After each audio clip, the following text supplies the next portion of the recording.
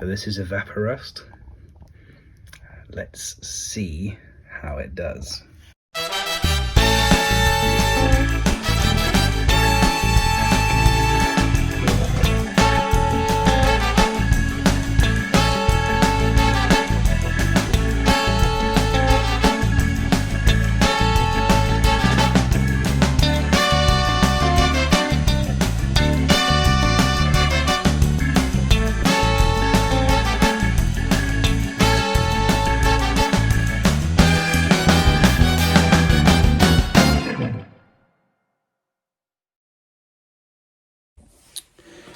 So there you go.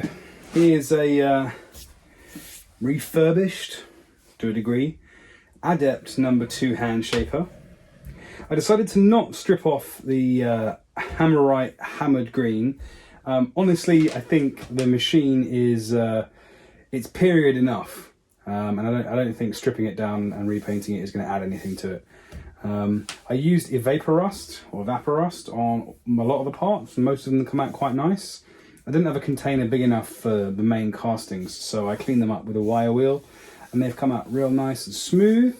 I degreased them, and then I used some WD-40 to put a protective film over. And I have been using this horrible 3-in-1 oil,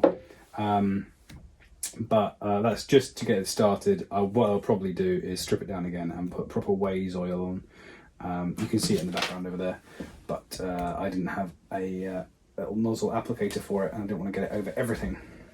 So that is now super smooth.